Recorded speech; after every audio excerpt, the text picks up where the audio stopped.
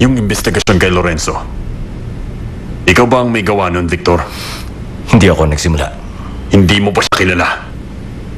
Kung gano'n na siya katagal sa politika, ganon din kalakas ang makinarya niya.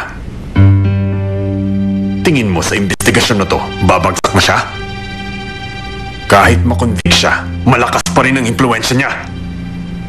Kapag nabigo ka, kakalad ka rin mo rin ang kumpanya ko. Papa, higit kanino man, alam ko kung gaano ka si Chairman. Kung ganon, bakit mo pinasa ko ang gulong ito? Pagkatiwalaan ninyo ako. Ang totoo, hindi ito isang plano para sirain siya, kundi para pilitin siya makipagtawaran. Alam ko po kung anong ginagawa ko.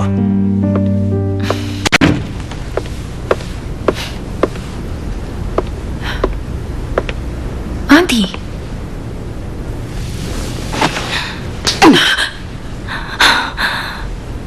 Ano tong ginagawa mo, ha? Anong impormasyon ang ibinigay mo kay prosecutor, ha? Wala po, Auntie. Hoy, Sasha.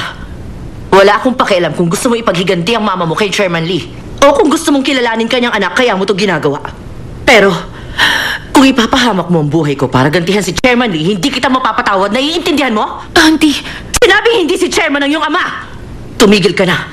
Walang mangyayari sa gusto mo, Sasha. Kaya mabuti pang manahimik ka na lang. Sa akala mo, kaya mo makipagbangayan sa mga politikong yan, ha? Mapanganib ka laban ng mga politiko. Mamamatay ka lang. Kung hindi ka makikinig, buti pa bumalik ka na lang sa Amerika. Hindi kita kailangan dito kung ganon.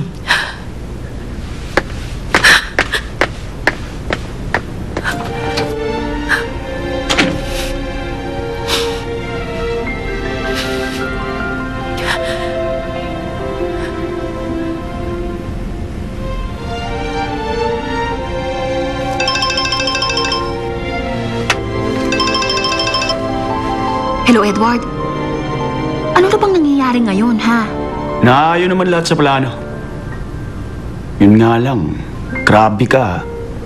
Ang tindi nung bira mo sa akin sa presko na. Nagmamagaling lang ba ako? Pasensya ka na, Edward. Okay lang. Alam kong sinasabi mo lang yung pinapabasa sa'yo. Matatapos na to bukas. Iwasan mo na lang ma-interview. Ingat ka. Bye-bye na.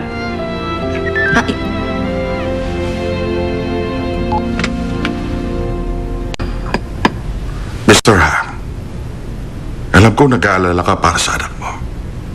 Sir, nag-iisa lang po yung anak kong yun eh. Kami na lang po magkasama sa buhay. Kahit po naging babaero at pasaway na bata yung si Edward dati, nagbago naman po siya. Talagang nagsikap naman po magtagumpay. At hindi ko po matatanggap kung mapapahabag siya. Mr. President, tulungan niyo po ang anak ko. Isang mabuting tao ang iyong anak, Mr. Han. Kaya huwag kang mag-alala. Malaki pong tao ang binabangga niya. Kaya hindi po ako mapanatag. Paano kung may masamang mangyari sa kanya? Kung mapapahamak siya sa pagtatanggol sa batas at hustisya, sino pa magtitiwala sa sistema ng demokrasya? Kaya hindi ko hahayaang may mangyari masama sa kanya. Maraming salamat po.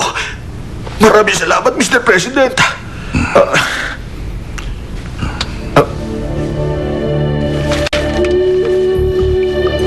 Mula sa kanila, ireregalo ang paintings. Tapos ibebenta niya uli ang mga yun sa Heritage Club.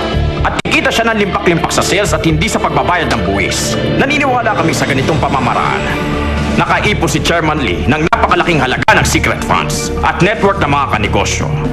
Also, hawak namin ang maraming Kung totoo ang akusasyon sa kanya, I'm pretty sure ito nang tatapos ng career niya. Ito ang resibo ng painting na binili ni Congressman Kim na pinadala kay Chairman Lee.